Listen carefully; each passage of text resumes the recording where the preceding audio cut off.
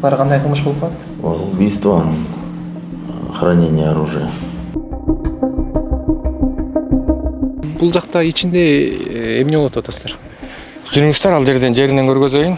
11 жылдан бери отурам бuyакта. 11 жыл. Канча убакыт калды? Да, 5 жыл бар. Убагында атынан айткан сөзүн угуп калыш керек экен. Бизге жакшы эле тарбия берди. Жашы ушундай экен. Менден улуу байке болчу, ошол учурда 45-46 жаштагы бир байке экен. Ой, өкүнөм ушундай кылып болуп кеткенине. Ата-энеңиз барбы? Ата-энем жок, өтүп кеткен. 11 жыл мурда канча жашта элеңиз? 28. 28. Үйлөнө турган убакыт болчу экен элеңиз. Бакыт бул эмне десем, эмне деп жооп берет элеңиз?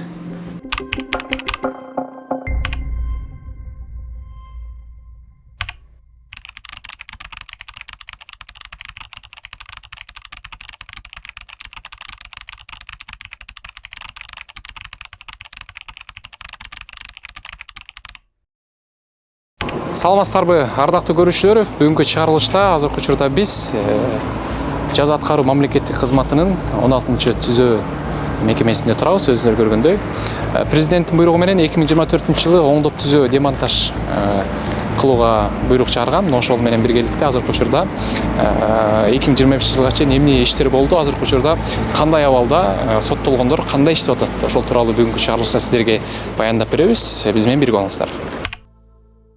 Ассаламу алейкум. Кандайсыз? Саламатсыздар. Ден соолук жакшыбы? Жакшы, өзүңүздөр кош келипсиздер. Чоң рахмат. Көрүүчүлөр менен биргеликте сиз менен чогуу таанышалы. Аты жөнүңүз, бул жерде кызматыңыз? Мен номер 16 мекеменин башчысынын тарбия иштери боюнча, кадрлар жана тарбия иштери боюнча орун басары болуп иштейм. Бейшенов Нурбек Маратович, ички кызматтын майору. Канча жыл болду иштегениңизге? Жалпы бул Кыргыз Республикасынын жаза аткаруу тутумунда иштегениме 12 жыл болду. 12 жыл болду. Ал эми бул мекемени айтсам, иштегениме 5 жыл болду. Жакшы. Эми мен адатта башка түзөтканаларга барып жүргөм, бирок бул жака келсем өзгөчө атмосфера болуп тур да. Бул жерде оңдоп түзөө иштери аябай бир чоң өзгөрүш болуп атат окшойт. Дал ошондой, бизде акыркы жылдар чоң өзгөрүш болуп атат, но негизинен бул мекеменин тарыхына да кыскача кайрылып кетсек, мекеме негизинен 1974-жылы май айында эксплуатацияга берилген. Ал эми ошол жылдар билесиздер, барыңыздарга эле маалым болгондой, мекемеде жаза мөөнөтүн өтөп жаткан ар бир соттолгон жумуш менен камсыз болгон. Кийин Советтик Социалисттик Республикалар Союзу таркап 91-жылы Кыргыз Республикасы эгемендигин жарыялагандан бери мамлекет тарабынан мекемеге көп көңүл бурулбай калып, өндүрүштүк аймак толугу менен иш токтотулган, имараттардын эскилиги жеткен. Акыркы жылдары жазаларда тутумунун стратегиялык өнүгүү жол картасынын негизинде 2020-жылы жатаканалардын чатырчасы гана которулган. Ал эми азыркы учурда өзүңүздөр көрүп тургандай эле масштабтуу иш-чара биринчи жолу жүрүп жатат. Тагыраак айтканда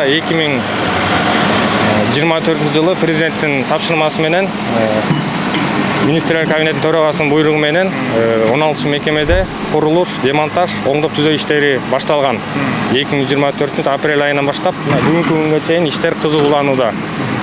Азыркы кезде оңдоп түзөө иштери, курулуш иштери 85-90% бүтүп калды десем адашпайм, буйруса. Өзүңүздөр көрүп тургандай, соттолгондорго баардык шарттар түзүлүп жатат. Ар бир соттолгондор категория боюнча ар бир участокторго бөлүнүп атат. Өндүрүш аймагында шарттар түзүлүп, жакын арада жаңы кыш чыгаруучу завод курулуп баштайт. Эски кыш чыгаруучу завод капиталдык ремонттон өтүп жатат. Буюрса биздин максат мекемеде жаза мөөнөтүн өтөп жаткан ар бир соттолгонду эмгек менен камсыз кылуу. Азыр бул унаалар кимдер минип атат? Соттолгондорбу же сырттагы адамдарбы? Жок, бул жалданма адамдар, сырттан жалдам келген адамдар, соттолгондор эмес. Соттолгондор дагы курулуш иштеринде алектенүүдө азыр. 60-тан ашык соттолгон курулуш иштеринде эмгектенип, айлык маягына алып жатышат. Калган соттолгондор жазык аткаруу кодекс талаптарына ылайык айлана чөйрөнү тазалоо, иретке келтирүү иштери менен алектенүүдө. жалпысын айтканда бардык соттолгон эмгектенүүдө. Жакшы. Мен башына киргенде эле бул жака көзүм чапты. Бул заманбап футболдук аянтча курулуптур. Дал ошондой алдыда айтып кеткендей, азыр бардык шарттар каралып атат. Мисалы соттолгондор менен иштери жүргүзүүгө, тарбиялык иш, дене тарбиялык иштери жүргүзүүгө, ошондой жанакындай адеп акылактык иш, укуктук тарбия иштери жана башка иштери жүргүзүүгө бүт шарттар каралып жатат. Өзүңүздөр көргөндөй эле кичи мини поля Мурда бар беле жок беле бул? мурда жок болчу. Жок болчу, Жок болчу. Азыр да Маданий капиталдык ремонттон өтүп жатат. Чогулуш соттолгон менен чогулуштарды, концерттерди, буюрса майрамдык иш-чараларды ошол жерден өткөрөбүз. жакшы. Азыр канча соттолгон бул жакта иштеп атышат? Мисалы, айлыгын алат деп атпайсызбы? Айлык иштеп атышат да. Дал ошондой. Анан айлыкты кандай колдонушат булар? Айлыкты булар атайын эсебине которулат. Анан өздөрүнүн керектүү буюмдарын, зарыл буюмдарын ала алат. Мисалы, жөнөкөй шартта жаза мөөнөтүн өтөгөн соттолгондор айына 40 көрсөткүч эсептеги акча каражатын колдоно алат. Башка айтканда 4000 сом. Ал эми жеңилдетилген шартта жаза мөөнөтүн өтөгөндөр 4500 сом. Ушундай да. Түшүнүктүү. Жалпы канча киши дедиңиз бул жерде? Жалпы бүгүнкү күндө 162 соттолгон жаза мөөнөтүн өтүп атат. Бардыгы эмгек менен камсыз болгон. Жакшы. Болжол менен качан бул жак ишке кирет? Буюрса азыр курулуш иштери, оңдоп түзөө иштерин 85-90% аяктап калды. Буюрса май айынын аягы, июндун башында ачылышын пландап жатабыз. Анан байкасак, мына ортодогу тосулган тосмолор дагы жаңы курулуп атат, же мурда бар беле? Жок, бул тосмолор мурда мындай өзүнчө тосмо кылып атасыз. Жалпы эле бир жактан тосмо кылып койсоңуздар болбойт беле? Бул Кыргыз Республикасынын жаза аткаруу кодексинин талаптарына ылайык келтирилген. Ар бир соттолгондун категориясына жараша локалдык участокторго бөлүнөт. Жеңилдетилген шартта жаза мөөнөтүн өтөгөн соттолгондорго өзүнчө, катуу шарттарга өзүнчө, кадимки адаттагы шарттарга өзүнчө бөлүнгөн да. Мисалы айта кетсем, мекемеге келгенде, соттолгон келгенде адаттагы шартта жаза мөөнөтүн өтөйт. 9 ай ичинде биз кызматкерлер комплекстүү иш-чара жүргүзөбүз. Аны менен изучение кылып, ар кандай тарбиялык маанидеги, профилактикалык маанидеги иштерди жүргүзүп, соттолгондордун жүрүм турумуна карата, иш-чарага катышканына карата, эмгекке болгон мамилесине карата аларды жеңилдетилген шартка которобуз. Ал эми ички тартипти бузуп, одуна бузуучу деп таанылса, анда катуу шартка которобуз. Ал эми катуу шарттагылар бул камерный типте жаза мөөнөтүн өтөшөт. Түшүнүктүү. Демек, ушул бул түзөтканада бардык шарттарды бир эле жерде камтыйт экенсиздер. Дал ошондой мекемеде 3 шарт каралган. Мурда бар беле бул шарттар? Мурда андай шарттар каралган эмес. Бардык соттолгондор мындайча айтканда аралашып эле жаза мөөнөтүн өтөп жүрүшкөн. Азыр андай болбойт. Жакшы. Бирек таанышып бололу анда. Эмнелер курулуп атат, бир сыйра бир көрүп койсок. Жүрүңүздөр. Карасак, бул мурунку баня окшойт, баня деп жазып коюптур бул жерде. Анан бул жакка да жаңысын салган окшойсуздар. Өзүңүздөр көрүп тургандай эле бул жаңы салынды, заманбап талапка ылайык. 95% бүттү азыркы учурда. 95%. Бул эски иштейби? Эскинде иштетесиздерби же булар башка? Эски дагы капиталдык ремонттон толугу менен өтөт. Жаңысы да, эскиси да ишке берилет. Соттолгондор графиктин негизинде жумасына бир жолдон кем эмес мончого келип түшүп турушат. Бул оң жактагы могул тосуп коюпсуздар. Бул жакта өзгөчө шарттар жана айтып кеткенсиздей өзүнчө курган окшойсуздар бул жак. Так ошондой, азыркы алдыда айтып кеткендей эле бул жатакана, 3-чү жатакана жеңилдетилген шартта соттолгондор жаза мөөнөтүн өтөйт. Ал эми бул жатаканада адаттагы шартта жаза мөөнөтүн өтөшөт. Түшүнүктүү. Эң катуу шартта каралгандар кайсы жакта? Өзүңүздөр эле көрүп тургандай, алдыда бул имарат катуу шартка багытталган да. Ичинде 80 орун. 80 орун. Бул эски эле окшойт. Мурунку эски абал кайрадан жасалыптыр, Негизи бул 2015-2016 жылдары реконструкциядан өткөн. Ал кезде экстремизм, терроризм менен соттолгондорго багытталган болчу да. Азыр алдыда айткандай эле катуу шартта жаза мөөнөтүн соттолгондор ушул жерде кармалат. Ушул имаратта. Түшүнүктүү. Бул жакта завод жөнүндө сүйлөшүп калдык жана. Заводко өтүп келели. Бул кирпич чыгарган завод. Дал ошондой, бул кыш чыгарчы завод 2006-жылы салынган кытайлык ишкер тарабынан. Кийин бул жазаларды аткаруу мамлекеттик кызматынын келечек мамлекеттик ишканасы тарабынан иштетип келди бүгүнкү күнгө чейин. Быйылдан баштап мекеме башка жеке инвестор менен сүйлөшүп өзүбүз иштетели деп жатабыз. Канча убакыттан кийин болуп калат? Бул жака эми соттолгондор иштейт да. Дал ошондой, бул жакта соттолгондор иштейт. Азыр өзүңүздөр көргөндөй эле ремонттоо иштери жүрүп жатат. Соттолгондору 70-80 соттолгондор менен жумуш камсыз болот. Ошондой эле тиги имараттын алдында дагы жаңы кыш бышыруучу меш салынат. Түшүнүктүү. Бул жакта болжол менен канча киши жумуш менен камсыз болот? Биз пландап жатабыз. Кыш чыгарчы завод жаңы салынып ишке берилсе толугу менен 300 соттолгон иш менен камсыз болот деп. 300 киши. Жакшы. Азыркы бул жакта ичинде эмне болот атасыздар? Жүрүңүздөр ал жеринен көргөзөйүн. Өзүңүздөр көргөндөй эле Кытай Эл Республикасынан алып келинген заманбап жаңы станок азыр аркы жерде чогулуп турат. Ошонун баарын буюрса бул жерге чогултулат. Аймагы даярдалып жатат, касылып. Могул турган эски станок иштейби иштебейби? Ал станок иштейт, азыр дагы кошумча даярдык иштери жүрүп атат, майлап, ремонттоп, ада иштейт толугу менен. Ушул станоктун жаңысы барбы?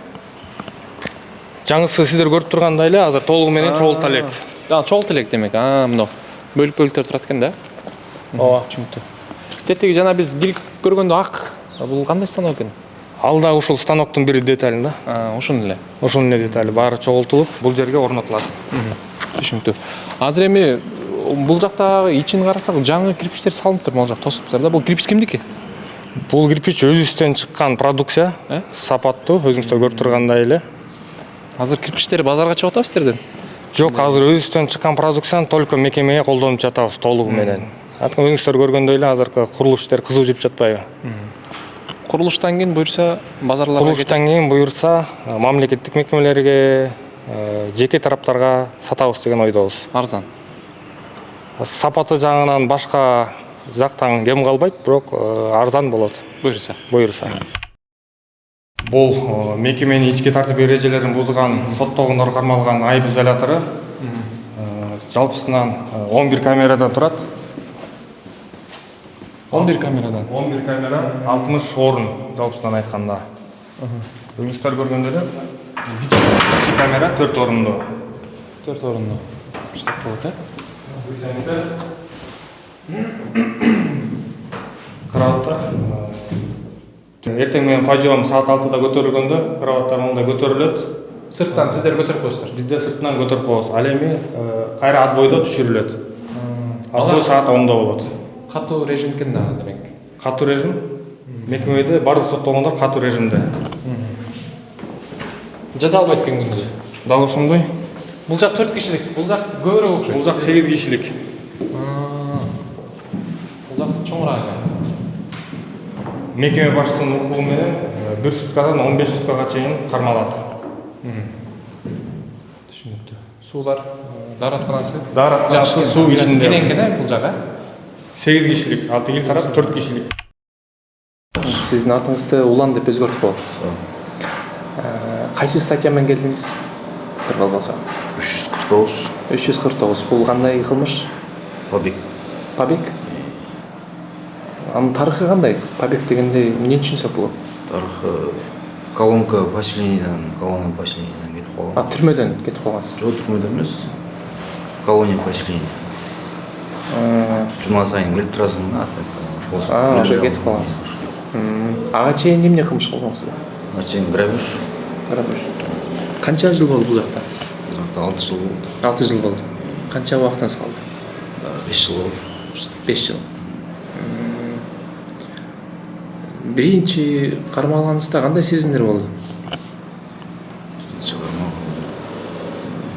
Корку сезимдер болду. Коркуу? Негизи бул жакка түшүп калам деп ойлодуңуз беле? Жок, ойлогон эмес. Такыр ойлогон эмес. Азыр 6 жыл калды дедиңиз, Жок, 5 жыл. 5 жыл. 5 жылдан кийин чыккандан кийин эмне максатыңыз бар? Эмне кылайын деп атасыз? Эмне максаттар бар. Эмнени ойлонуп жүрөсүз азыр? Ушул чыгып үйлөнүш керек эле. Канча жаштасыз? 33-тө. 33-төсүз. Бойдосуз. Жаштык ушул жакта өтүп кетти. Жаштыктын өтүп атканына өкүнбөйсүзбү бул жакта? Өкүнөм, конечно. Өкүнөсүң. Кайсы тамактарды сагындыңыз? Кайсы тамак жакшы көрчү элеңиз? Биякта жей алдыңызбы мындай? Сен жеген убактар болот да, постоянно эмес. Баары эркиндикке жетпейт го. Кайсы тамак жакшы көрчү элеңиз? Плов. Плов. Өзүңүз каяктан болосуз негизи? Өзүм негизи Жалбаттан. Жалаттанбы? Плов дегенизден элестеттим да. Ата энеңиз бар? Ооба. Экөө тең бар. Келип турушабы? Келип туруш. Бир туугандарыңызчы? Бар. Алар деле келип турат. Үй бүлөңүздөн кимден кечирим сурайт элеңиз? Үлүмдөн барынан эле кечирим сураган. Бир туугандардан, ата энеден эмне себептен кечирим сурайсыз? Эмне себептен? Что жакшы жүрө албаганым үчүн.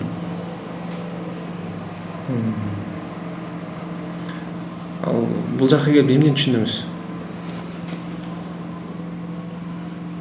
Бул жакка келип эмнени түшүндүм? Бул жакка келип ушул эркиндиктин баркын үчүн, ата эненин баркын үчүн. Кылган иштериме өкүнөм. Түз жүрүш керек экен. Ушул убагында ата эненин айткан сөзүн угуп калыш керек экен. Ону жүр дегендечи. Мага деле айткан да, түз жүр деп. Кимиз көп айтат эле, атаңызбы, апаңызбы? Апам көбөчү. Түз жүр деп. Эстейсиң ушуну эле усам болмок экен депчи. Эгерде бул жакка түшпөй калгансызда эмне кылып жүргөн болот элеңиз азыр? Максатыңыз бар беле? Ооба, конечно. Үйлөнүп, бала чака болуп, иштеп жүрмөкмүн. Досторуңуз бүт үйлөнгөн. Ооба, достор. Келип турушабы? Келип турушат. Сиз үчүн эми үйлөнбөсөңүз дагы бир бакыттын кичинекей нерсесине түшүнүп калдыңызбы? Бакыт бул эмне десем, эмне деп жооп берет элеңиз? Бакыт деген бул ошол бир туугандарың менен жолугуң, бир туугандарың менен дайыма. Чоң Ошол бакыт го. Ооба, чоң бакыт өткөрүп.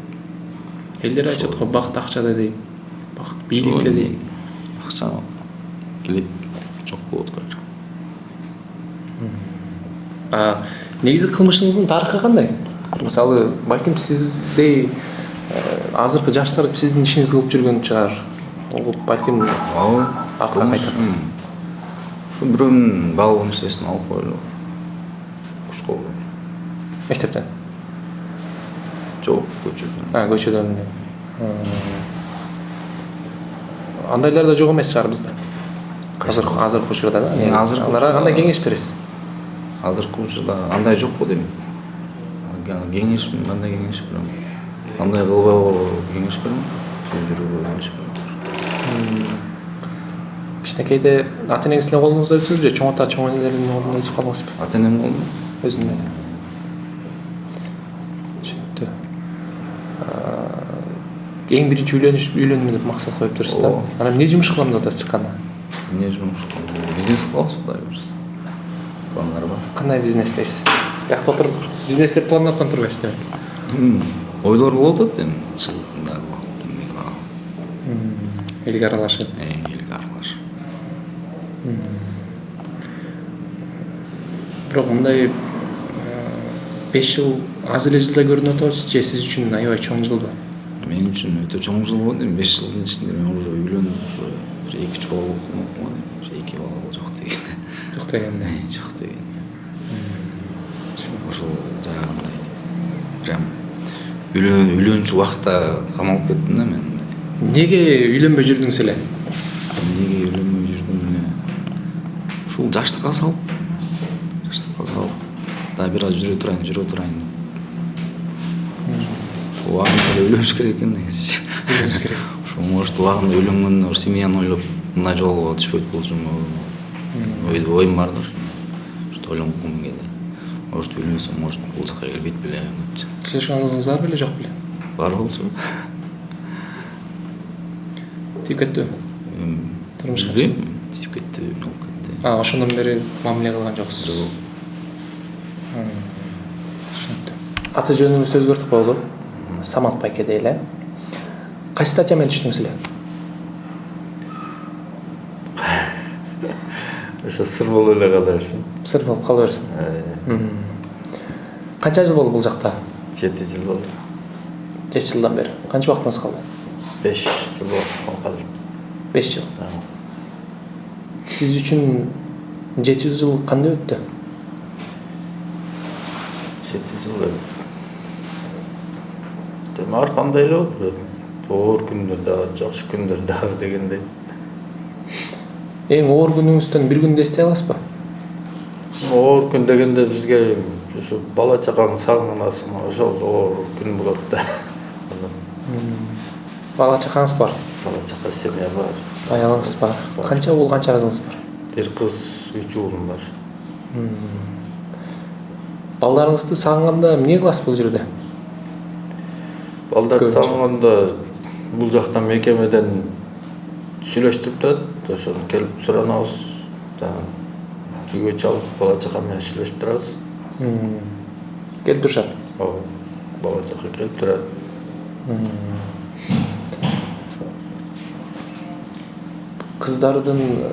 Кызыңыздын эң чоңу ким болуп калат? Уулуңузбу же кызыңызбы? Кызым 15 жашка толду. 15 жашта. Балдарыңыздын кыздарыңыздын таарынычы жокпу сизде? Жок. Менин балдарым, кыздарым таарынычы жок. Эми кылмыш кылып бул жака түшкөндөн кийин балдарыңызга, кыздарыңызга кандай түшүндүрдүңүз? Мындай жолукканда ошол күн эсиңиздеби? Ата эмне болду эле деп сурадыбы? Жок, ал жөнүндө эч мындай сураган жок. Сураган жокпу? Жок. Такыр. Жок. Бул жака эмне болуп келип калдың деп сураган жок. Ал кезде демек жаш болчу. Жаш болчу да. Канча жашта эле ошондо кыздарыңыз? Ошо 7-8 жаш болсо керек, эң чоң. Эң чоңуңуз, Азыр Эң кичинекей 2 жаш болчу да. чоңуңуз ошондо азыр 6 класс, 7 класс болуп калыптыр да. 9 класс болот. 9 класс. 15 жашта 9 класс болот. Ата-энеңиз барбы? Ата-энем жок, өтүп кеткен. Өтүп кеткен. Арты кайрылуу болсун. Кайсы убакытта өттү? Сиз бул жакта эленсиз, сыртта Жок, эленсиз? сыртта элемин да. Сыртта эленсизби? Сиз ата-энеңиз каза болуп калыптыр. Атаңыздай ата боло алдыңызбы? Жок. Атаңыз кандай киши эле? Атам жакшы киши болчу. Тарбияны жакшы берген. Атам, апам бизде эч качан мындай жаман болсун дебейт да. Жакшы болсун деп. Жаш кезиңизде атаңызга жакын белеңиз, апаңызгабы? Экөөнө тең. Экөөнө тең. Кудай таалам сизге бул жашоодо бир мүмкүнчүлүк берсе, ошол ата-энеңиз менен бир жолу баарлашуугачы, сүйлөшүүгө. Кимиз менен сүйлөшөт элеңиз? Атаңыз менен же апаңыз менен? Экөөнө тең сүйлөшүп. Эмне жөнүндө сүйлөшөт элеңиз? Эмне деп айтат элеңиз? Рахматым айтмакмын. Жакшы тарбиялап. Бизге жакшы эле тарбия берди. Жашоо ушундай экен. Өтө ылдый болуп турат дейм. Сагындыңыз. Бир кучактап койсоңуз. Ата-эненин кадырына жетиш керек экен. Эми 6 жыл дедиңиз бул жакта? 7 жылда. Балдарыңызга аталык мээрим төгө албай калдым деген бир ичиңизде бир ой барбы жокпу? Бар. Конечно, бала атанда мээрим күнү тоюш керек да, көрүш керек.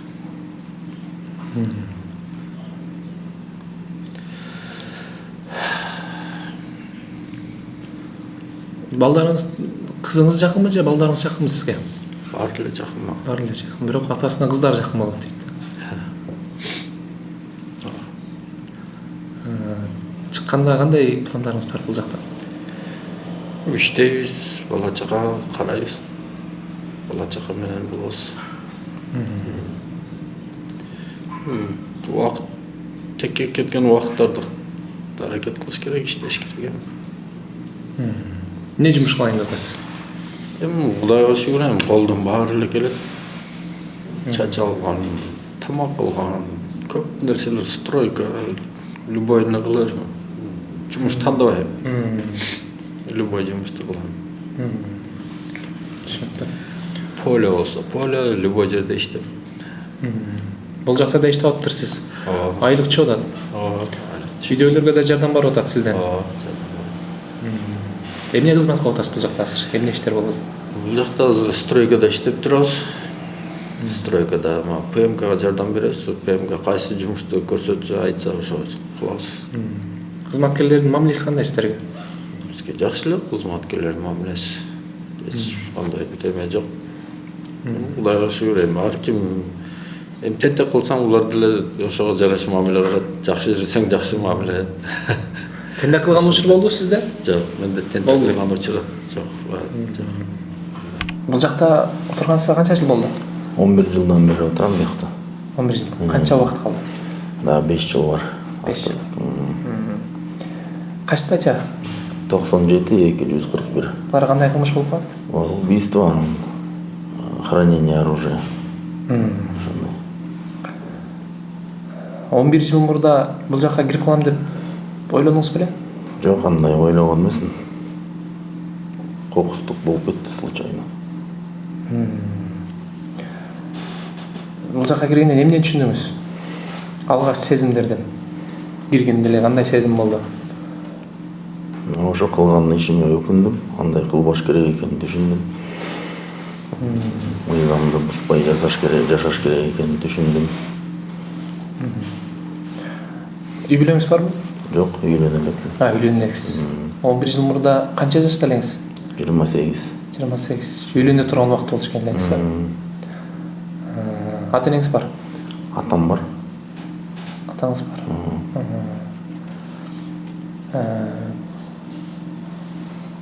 Мындай эми кокустук болгон күндө деле, эгерде бирөөнү кокус өлтүрүп алсаңыз, ичиңизде эмне жашап келет? Ал кичи беле же жаш беле? Байке болчу, менден улуу байке болчу. Ошол учурда 45-46 жаштагы бир байке экен. Ой, өкүнөм ушундай кылып болуп кеткенине. Ал кишини ойлоп кыйналбайсызбы? Кыйналам. Эмнелерди ойлойсуз? Bir адамдын ошо жанын кыйып алдым деп.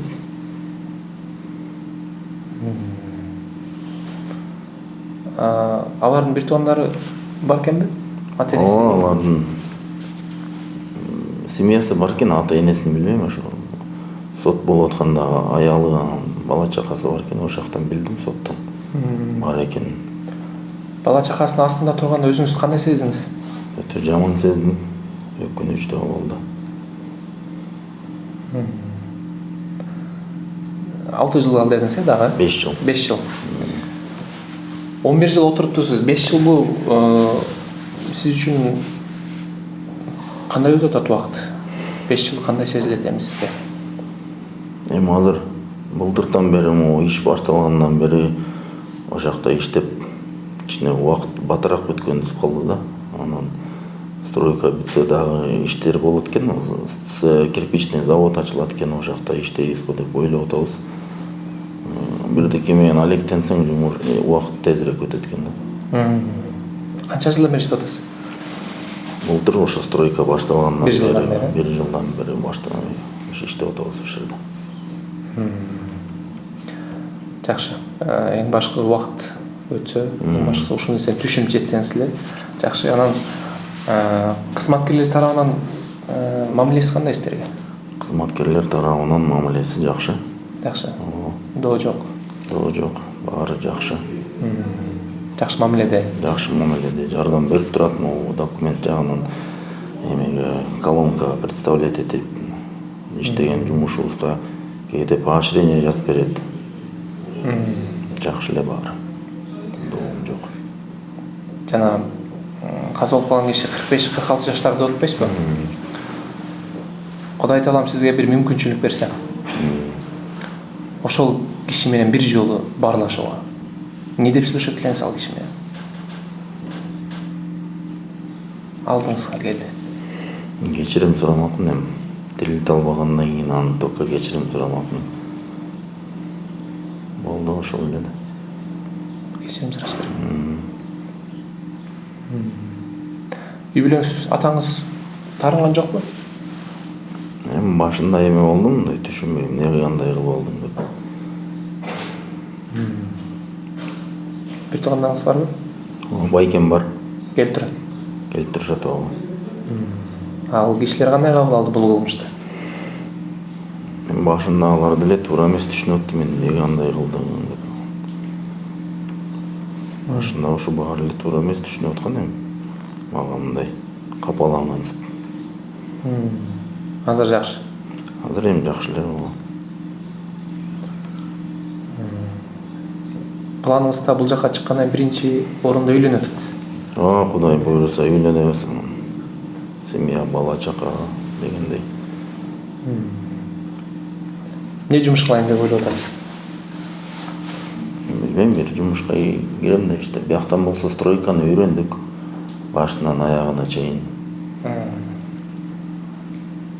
Стройка билем, машина оңдогон билем. Жумуш табылар бир жумуш иште. Иштеш керек да, главное отура бербей. Убакыт өткөрбөй дебейсизби? Сырттагы аалам бизде коомчулукта эмне болуп атат? Кызыкпы сизге? Телевизордон көрүп турабыз. Телевизордон көрүп турасыздарбы? Маалыматтарды көрүп. 11 жыл мурдагы менен азыркынын айырмасы барбы коомчулукта? Байкадыңызбы? Бар окшойт. Эмнени байкадыңыз? Бирдекелер салынып атат. Жумуш, ишканалар көбөйүп, жумуш бошогондо жумушсуз калбайбыз го деп ойлоп атам ошо.